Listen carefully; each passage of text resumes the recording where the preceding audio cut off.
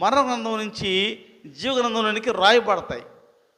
అక్కడి నుంచి తీసి ఎవరైతే ప్రభు రక్తంలో కడుగుబడి పరిశుద్ధ జీవితాన్ని అనుభవిస్తూ ఉంటారో, ఆయన్ని సురక్షితంగా అంగీకరిస్తారో వారి పేర్లు జీవ గ్రంథంలో రాయబడతాయి.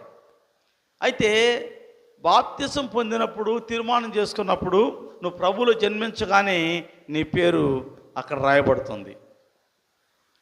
బాప్తిసం పొందకముందు నీ పేరు రాయబడదు. బాప్తిసం పొందిన వెంటనే నీ పేరు అక్కడ రాయబడుతుంది. ఇప్పుడు ఒక ప్రాముఖ్యమైన విషయం, అయితే బాప్తిసం పొందగానే పేరు రాయబడుతుంది, ఇంకా పేరు ఎలాగా ఉంటుందా పాస్టర్ గారు అంటే ఉండదు.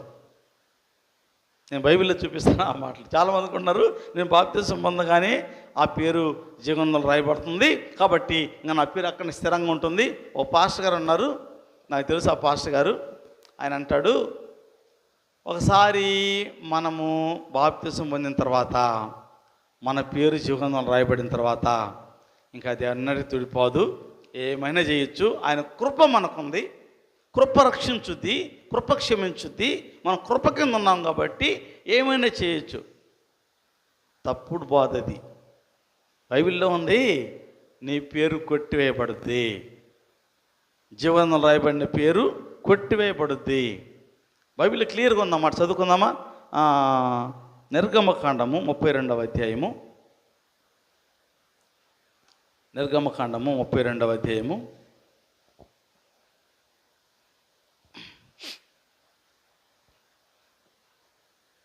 32వ వచనం. అయ్యో, నీవు వారి పాపమును ఒకవేళ పరిహరించితివా, లేని యెడల నీవు వ్రాసిన నీ గ్రంథములు, అంటే జీవ గ్రంథంలో, నీ గ్రంథములో నుండి నా పేరు తుడిచివేయమని బతిమాలు కొనుచున్నాను అనెను. ఎవరు అన్నారు ఈ మాట? మోషే గారు.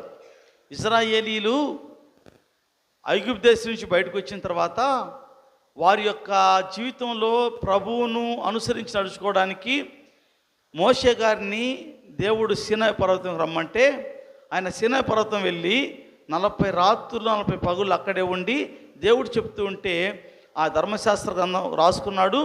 పైగా దేవుడు తన సొంత వ్రేలుతో రాసినటువంటి 10 ఆజ్ఞల ధర్మశాస్త్రాన్ని ఇచ్చి పంపించాడు. ఎన్ని రోజులు పట్టినప్పటికీ? 40 రోజులు.